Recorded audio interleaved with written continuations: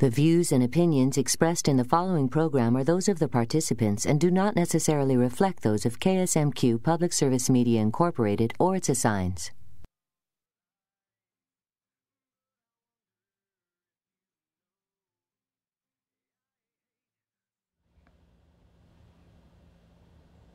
In the face of a growing obesity epidemic, many people across the country, including here in Minnesota, have little access to healthy and nutritious foods. Some of these people live in counties or areas called food deserts, where there is no availability to food. Stay tuned, you're watching Health Connections.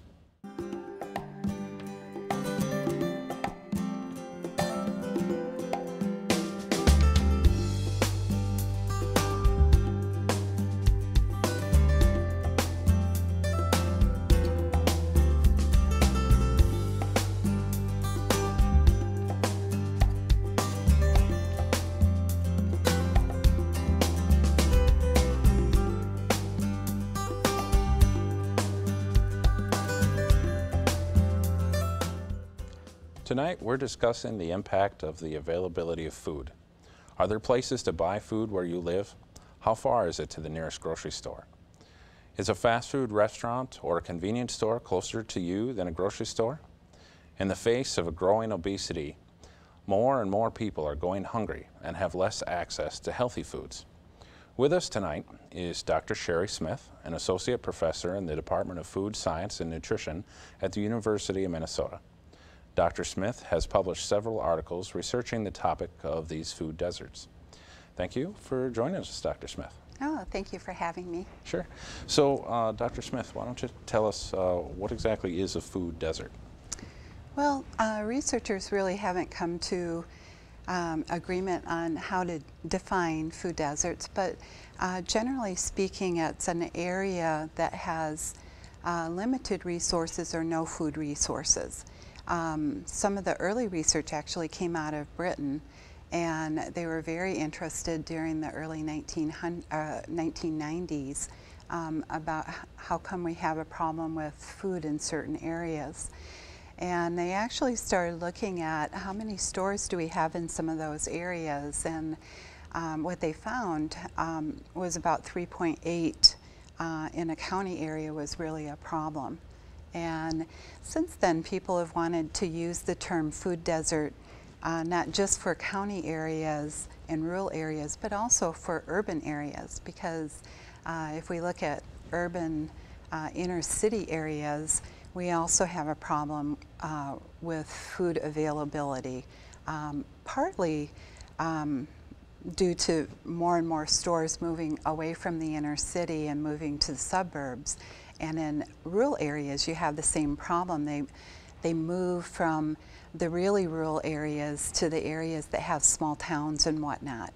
And so there's some variation how you define it.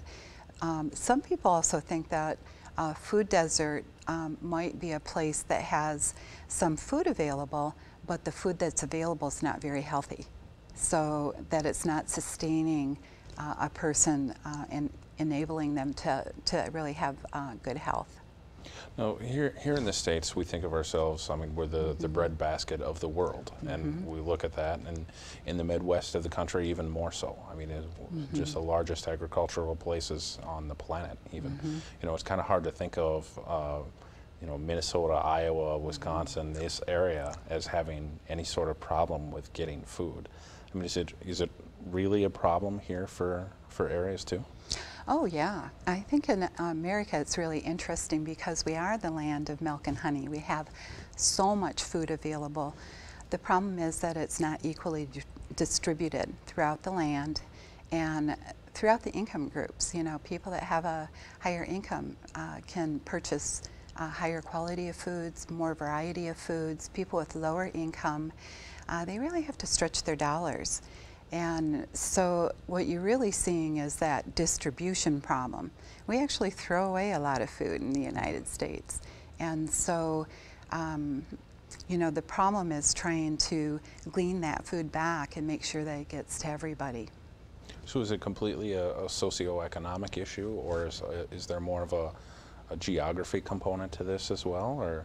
Oh, I think it's both. You know, it's so complex when you start looking at food issues. The food system really is more complex than people think about. It's environmental in the sense of geographic, how it's distributed throughout different states, throughout the county, throughout you know, regions. But then it also has another component. It becomes how much social capital is in an area. Can you get people engaged around food provisioning? Is there enough interest to have them bring in grocery stores or to bring in food programs to help people who don't have food access? So I think it's both. It's an environmental issue and it's a social issue too. And it can be political too. If you have the right politician that's coming in and saying, I'm going to bring in a grocery store for you, then that really you know, helps the whole community to bring in some sort of a food resource. No grocery stores, they're part of the solution, but they're not a complete solution. If you look at a lot of these grocery stores and say smaller communities that might have a larger problem with this, they have a huge problem trying to stay in existence.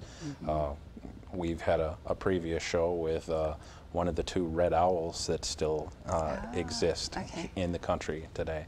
And as we kind of talk through that, they have a huge problem trying to exist and a big problem with variety of food. Is the variety of food another issue contributing to food deserts, or is it just anything that's edible, really?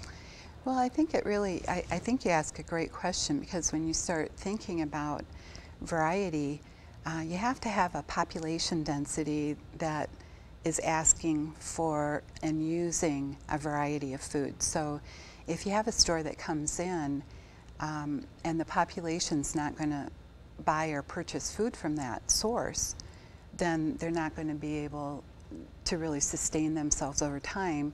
Or in order to do that, they have to increase their price because they don't have enough people so that they can buy in bulk. And so I think that certainly you know, leads to some of the problems that you do see in rural areas. I know when you start thinking about rural areas, so many of the younger population have gone into bigger towns, maybe for universities or for other employment opportunities. And so as the populations leave areas, then the stores don't have a population that can really sustain purchasing capability. And so what ends up happening is they move to another area that's more dense, or they consolidate. So as you see this happening and varieties going down, so even in places that do have some food, or do have availability of food, they have lesser variety. Well, how is that affecting the people who are stuck in these food deserts? Well, it's a huge problem. You know, and we've been around the state, different areas, both in urban areas and rural areas, talking to people and how they actually access food. And if there is a large store like I'm not sure if I can say brand names, but let's call them box stores, you know, the really big ones.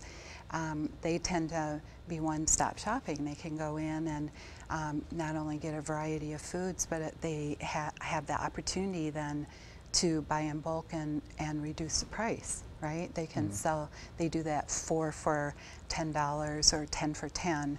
And they also do a lot of coupon exchange. And so that reduces the price for people living in the area. But the problem is that when people start leaving the area and the population is small, or even if it's just a small area, let's say they're doing a lot of farming,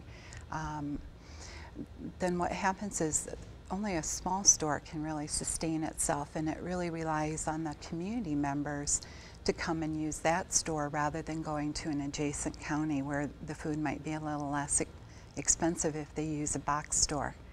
So the dynamics not only within the town, it's within the county, and then it's within the surrounding counties. So you really have to kind of look regionally what's going on with population movement. Where do they go for working?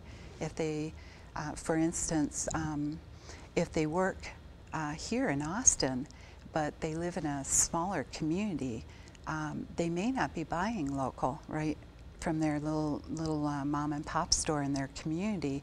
But instead, when they come to work, they're going to think, oh, I'm going to also go to a grocery store and buy there. On one hand, it helps them out because they get cheaper food if they can take it home then. But on the other hand, it creates problems for the local store, the little mom and pop store, because if nobody's using them, then they'll go out of business, or they have to raise their prices even more. Is there a kind of a commonality to the deserts where you're always looking at a community that's, say, 1,000 people or less, or is what are some of the conditions? Or you know, I think that's a really interesting question. You know, I think when you look at rural areas, you always think, well, this can be a food desert because there's just not enough people here. But I work in Minneapolis and St. Paul, and we see food deserts in really in very urban areas with high population density. So on one hand, we're saying, yes, there's a population density problem here in a small rural area. But you do see it, you know, you see these food deserts pop up also in urban areas. And I think there too, there's another dynamic that kind of comes into play, is the safety of the neighborhood. We've talked to some people, and they say that, you know, working in an inner city and opening up a store, either there's not enough population in one area because there's pockets, or people from the suburbs don't want to go down into the inner city in order to go shopping. There's also a problem with land costs because the land is too expensive to open up a really big store. So if they open up smaller stores, then they end up having to go into a high-rise. Do you take a whole floor? What do you do? And then your cost shoots up too. And then they've also complained about crime problems with theft, and that increases food costs. So even in inner cities, what you've seen is this movement from inner city to more suburbia. But you do see small stores, you know, the mom and pop stores, the ethnic stores. But the problem there too is that they have, then the store is so small they can't buy in bulk. They don't have enough space to buy food in quantity, and so the prices do go up. And so the food prices are actually probably higher in inner city and in rural areas than they are in suburbia. So it sounds like you kind of have this donut effect. So Yeah. you've got this center point within most concentrated areas where simply it's not economically viable to Right. create food availability. Then you've got your surrounding areas where you've got large amounts of food. Then you go outside of that into the rural component where you know, you're in their smaller communities. Again, you lose viability. Yeah. So everybody is traveling in all directions to be able to get to their food Yeah. in one direction or another. I think that actually happens quite a bit. And I think people have tried to devise some strategies to get around that. You know, the consumer is always thinking ahead and trying to figure out what to do. Transportation is probably one of the biggest issues in rural areas because they have to either come into a larger city or go to a smaller adjacent county that has a middle-sized town and maybe has some food available. So transportation can be a problem. Even for those who live in the inner city, many of them are too poor to have cars, so they rely on public transportation, or they create their own informal taxi system, like Betty tells you, I'm going to go to the store, if you want to come, you know, if you give me $1 for gas, then you can come too. And so you end up with an informal taxi system, and then you go to the suburbs and get what you need and come back. So yeah, people are moving around for food, and I think you know, when we're talking about the food deserts, the grocery stores are only one component of that food system. They're part of what most of us would refer to as the conventional system. That's where most people think that you get food from. You go to the grocery store, and of course it's not always been that way, right? When you were a kid, where did you get food from? Well, for me, it was a grocery store. Oh, it was, all right. So yeah, you grew up in the Twin Cities. Yeah. But if you had been growing up perhaps here in a rural area, right, you might have been raising your own hogs or chickens, or you would have a big, huge garden, right? So you would probably, the grocery store would supplement what you were doing. You were probably much more self-sufficient. And I think, you know, in recent, this past year we've been talking to people because, you know, economic times have gotten really tough, and people are out of work. In rural areas, some people are going back to the hunting and the fishing and sharing that with neighbors. Like, maybe I'm really good at fishing, but you're really good at hunting. Maybe you can give me some of your venison and I'll give you some of my fish. And so you're seeing these informal reciprocal systems start forming throughout different communities, and I think that's on the increase right now. Even in the Twin Cities, we've had people say, you know, I work with Native Americans, and they'll say, oh yeah, my auntie up on the res has sent me down some fish, or you know, somebody else has gone here and they have sent some meat, venison down, or whatever. So I think that you do see a little bit of that reciprocity starting to increase with your known others. You kind of take care of your group because you know that.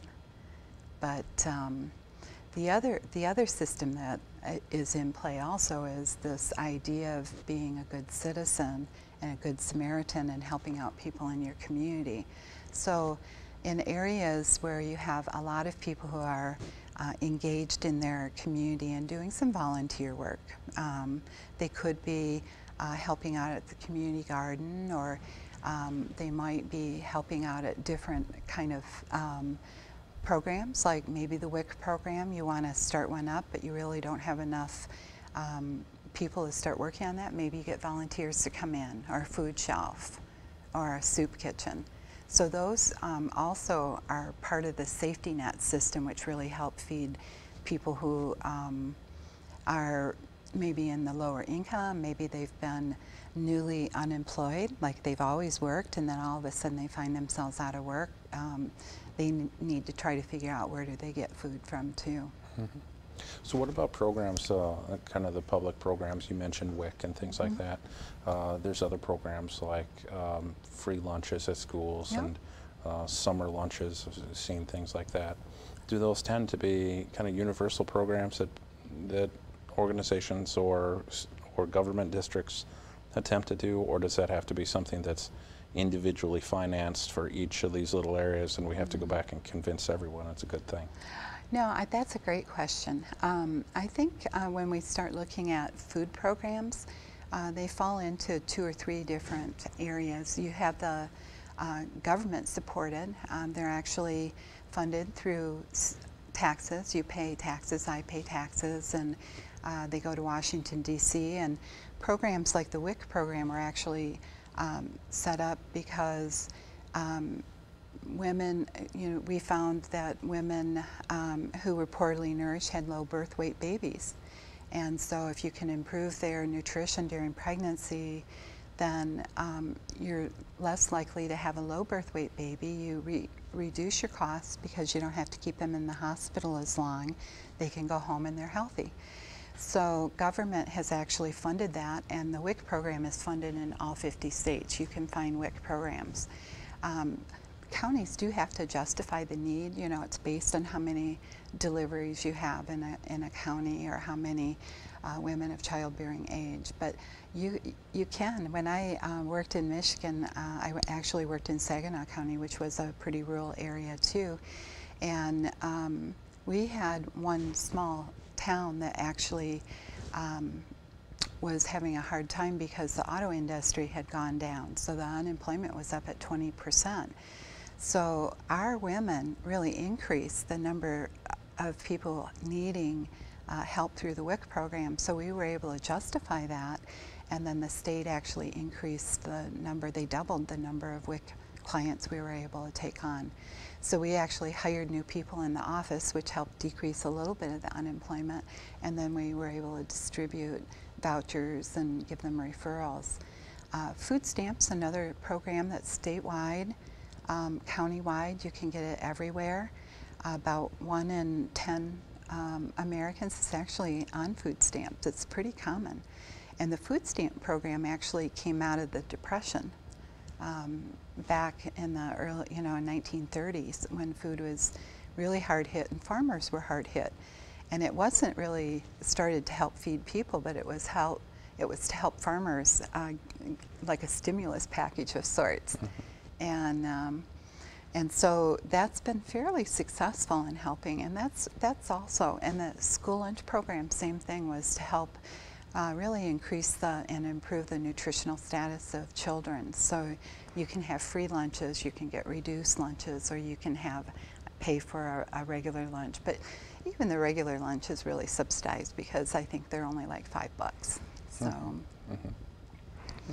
And then of course we have the senior programs too, and I think those are really important, because I think a lot of seniors don't think that they qualify for things like the food stamp program, and they do.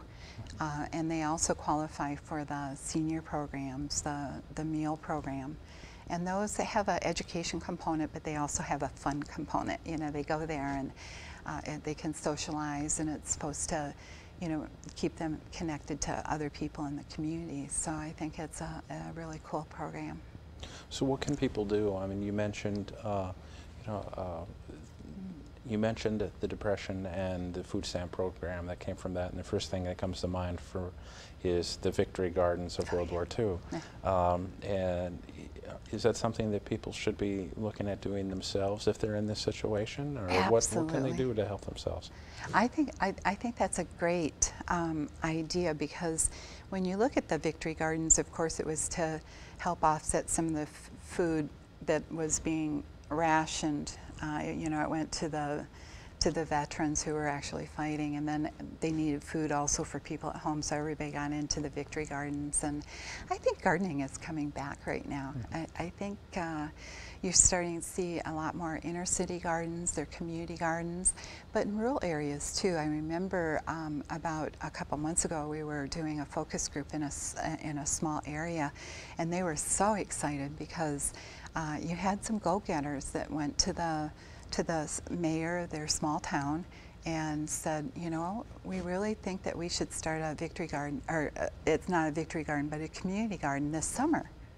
Because a lot of unemployed people, if we could do that and give them a place to garden, that maybe that would really offset some of the food insecurity that we're starting to see.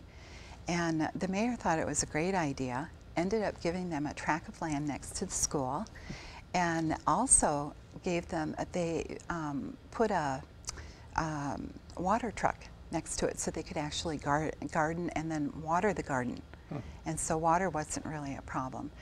And they had so many requests for plots of land that next year they have to expand. Every plot was gone. And I think that's just great. I think that that's one way that you can grow some of your own crops, is by using a community garden. The other thing that we like to tell inner city moms is that you can also create gardens inside of even an inner city. You can think about a kitchen garden. Maybe you take some small pots and grow tomatoes. Tomatoes are pretty easy to grow, and they don't need you have to put them in light, but you can grow them inside in a pot. Herbs like basil, you could, make pasta with tomatoes and basil, So there are some ways to work around that. There are also programs called Community Supported Agriculture, and sometimes somebody else, like one of the programs in the city is done by the kids. So they take the kids into a garden area and teach them how to garden.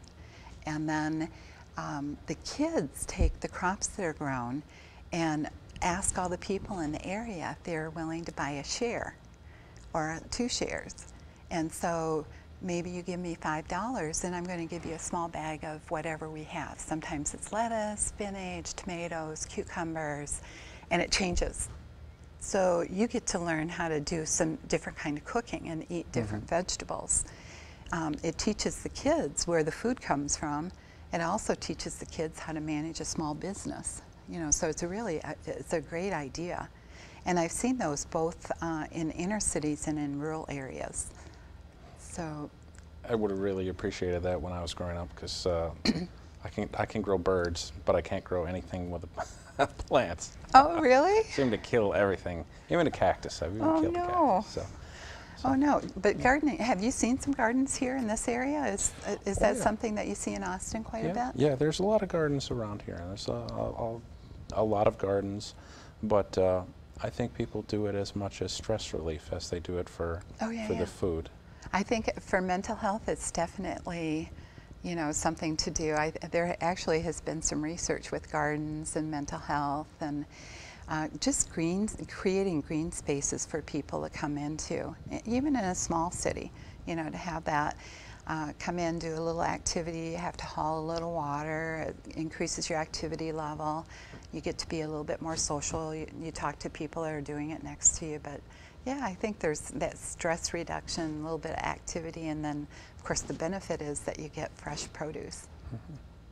So do you think that this is a problem that needs to be addressed on a continuous basis, and get people into the gardening themselves, and maybe the government behind it, and go from there? And I think there's a lot of interest right now from even the government in creating these. You know, during World War II, we talked about the victory gardens, and those were certainly generated by the government. And England, they had them too.